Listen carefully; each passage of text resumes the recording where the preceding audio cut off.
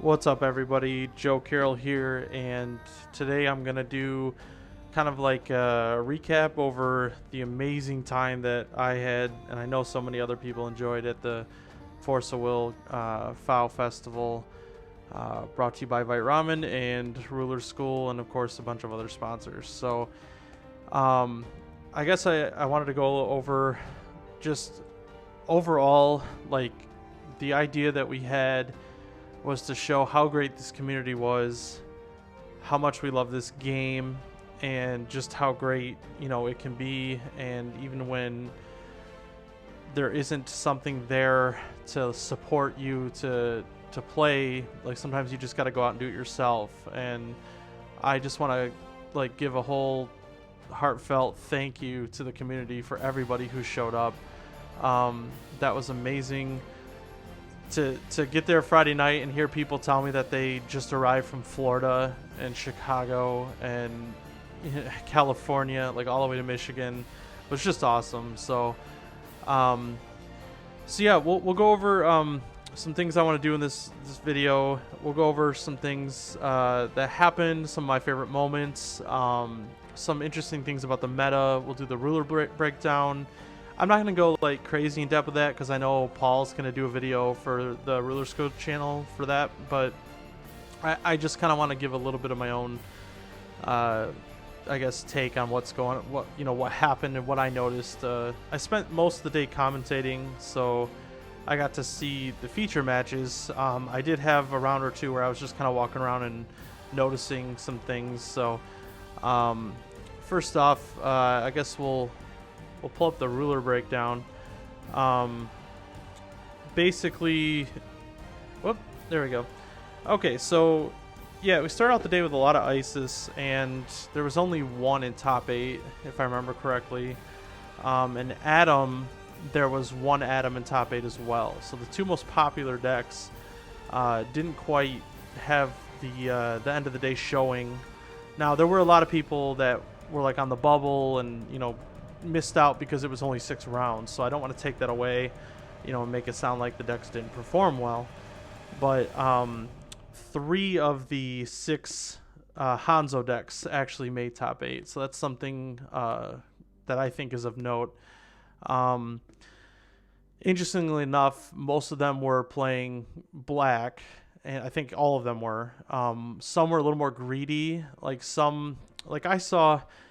I sat and watched the 3rd, 4th place match that was off camera, and I forget his name, but the guy was playing Dark Hanzo. He was turn 2, and he ended the turn with both a 3-drop Athena and a 5-drop Athena in play, and his opponent was down to 1 stone. Like, it was kind of amazing. He used Invitation to Purgatory to go put a 3-drop Athena in the grave. Then he used the Floating Will to use Command of Life and Death, and then the trigger comes in, taps down your opponent's stone, untaps yours, and then from there he just went off. Got he had a Layla in play already, I think, and then he went and played an altar. He would sack an Athena to go get another Athena to untap the lands, float the will, and then he got up to 5, and then he was able to play the 5-drop. So it was quite a powerful turn. He wasn't playing blue or white, so no Dark Alice, no Perfect Loki. Those were some other really popular cards. But 3-drop Athena in this meta seems like it was crazy important. And if you weren't running her, you were at a disadvantage. It just seemed that way from what I was noticing. So yeah, that was kind of like the main things that jumped out at me. Decks that were relied on the graveyard real heavily if they couldn't protect it with Dark Alice and things like that. They had a hard time. Heard some players complaining about that, I just couldn't get Dark Alice to stay in play. And then there was the decks that had Dark Alice but didn't rely on it so much. Like the guy who won, Steven Hulsheiser, I actually built his deck and kind of played it solo, and a lot of the hands I would get, I'm just like, oh, I don't even really need the graveyard. There's just all these other really powerful things you can do, and then it's like, okay, this is the turn I want a Perfect Loki. I'm going to use Harvesting Season and then sack the altar and go get the Loki. So stuff like that, just I think make the deck a little bit more consistent, and you know, it's a lot more consistent than you think for a 4. No, it's a 5 color deck. Yeah, because it plays Satan. So anyway, yeah, we can pull up the top 8 lists here. One sec. Take a look at them. I only have the yeah, I don't have the graphics. So again, just wait for Paul to come out with his report. He'll have higher quality lists. So so this is the green white Brunhild deck. This list was really cool. I thought it did some very interesting things. Very controlling, very late game. Plays a lot of good cards. The match he played on stream, I believe we watched, yeah, he was just a little outmatched. The black was just a little too powerful.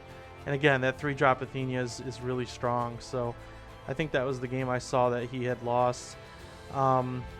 So let's get to the guy who won his list.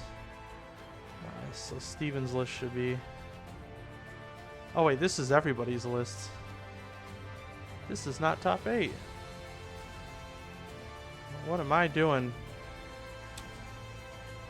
This is the entire... Okay, this is the entire card. Okay, yeah, I was going to say, I didn't think the Brunhild list made top 8, but... so I don't have... Okay. I don't really want to sit here for the whole video and just scroll through all this, but... here, if we see him, I'll stop. So anyway, what oh, John Miller. I actually helped him build this deck. And yeah, there was some flaws to it, definitely, I'll admit, now that I've kind of seen the meta. So that I'm curious to hear what you guys think about the meta, and like how far off were you? Like, did you think certain cards would just be unbeatable, and then like you got to the tournament and people were just not, you know, scared of the card, or vice versa, or you didn't think a card, like you didn't think 3-drop Athenia would be that good, and then you lost to her like 3 rounds in a row or something like that? So yeah, I'd love to hear what you guys think. But yeah, man, we had people from all over the place. This was great. I apologize. I thought I had downloaded the top 8 lists, but I did not. So this deck was really cool, though. I liked... Yeah, I believe we saw this one. So... Anyway, okay, so next up, what I wanted to go over is... just like how much fun that we had. This is me and Jameson commentating. The event was just so great. Everybody was in such a good like mood, it felt like, and everyone was so happy to be there, and it just felt like overall the vibe was just really pleasant. And yeah, I was really proud to be a member of the community. I'm just so thankful that you guys showed up and everybody was really cool. Here's the doggy, Mufasa. Everyone had a good time. The dog was really well behaved, so that was cool. We had a really nice feature match set up. Lots of prize was given out, and one thing that I just really want to stress is that, like, Jeremy was getting choked up a little bit while he was giving his speech about the community and everything, and for good reason. Like, to have so many people just dedicated and willing to help out. I mean, I loaned cards out, other people loaned cards out in my group. You know, we were helping each other out, just playtesting, like helping people get better at playtesting, and just like the conversations you have. It was just such a good time, and I think that there's something lost. There's something lost when you only play card games online. That community feeling is like, it's just completely lost. Like Hearthstone players, yeah, there's some people that are like consider themselves playtest partners and they're on like a team or something, but I don't know. There's just something about going to an event and meeting up with the people and making friends and like physically shuffling cards that it just makes it so much better than other hobbies. So yeah, here's just some pictures we got of the day. Josh Patton, Jeremy, you all remember them. I assume you remember them. And there's me and Paul in the background commentating. Had a great time with. I'm so glad he showed up. That really let Jeremy do other things and help us run the tournament. So shout outs to him, and looking forward to hearing his tournament report. So yeah, some new cards got spoiled today as well. I know a lot of people were excited about that and talking about it, and yeah, just like when I was walking around, got to meet new people. People were shaking my hand, and it was just a good time to like hear what people think about the game and the state of the game. You know, a lot of times the question I'll ask people is what they think of Divinity, and like, are they tired of it? Is it too strong? Like when you play older formats, do you always end up just playing a Divinity ruler anyway? So that's always an interesting question. Yeah, and then yeah, I'm trying to think of what else I wanted to go over. Oh yeah, there was one of my favorite moments of the day was it was later in the day when me and Paul were commentating, and we had some like pretty interesting. He had said some things that allowed me to transition into like talking about our sponsors. One being, you know, Vite Ramen, and I had made a joke that if Zeus Alice, because she's all races, if she had made a Vite Ramen flavor, the flavor would be all the flavors, like all of them, because she, you know, she's all races. And then like within a minute, like not even a minute or two at the most, Jeremy comes running over to the table and shows me his phone and says, "Look what someone just made."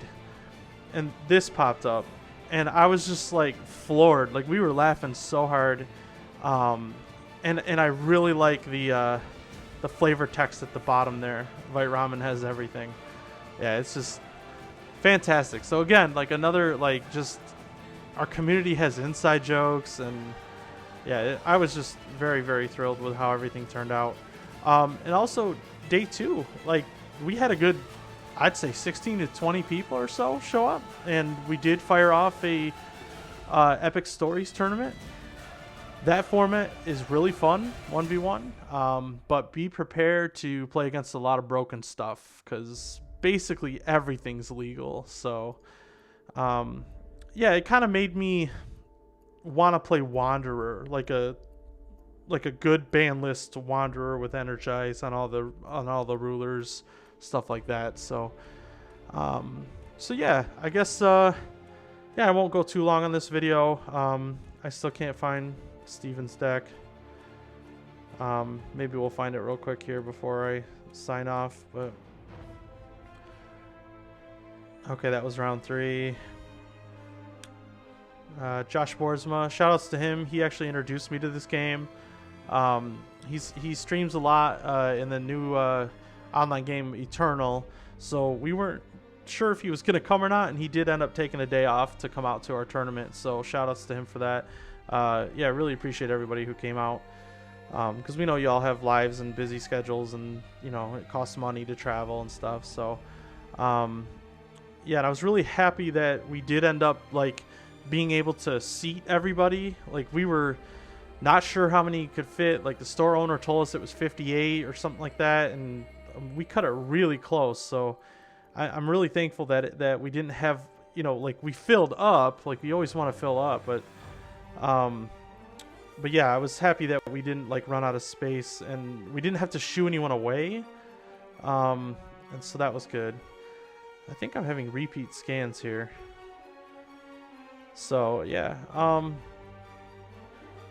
So yeah, I just oh, and one thing I wanted to go over too is if you guys, I really want to keep this going, like right on the kind of the coattails of the FAO Festival.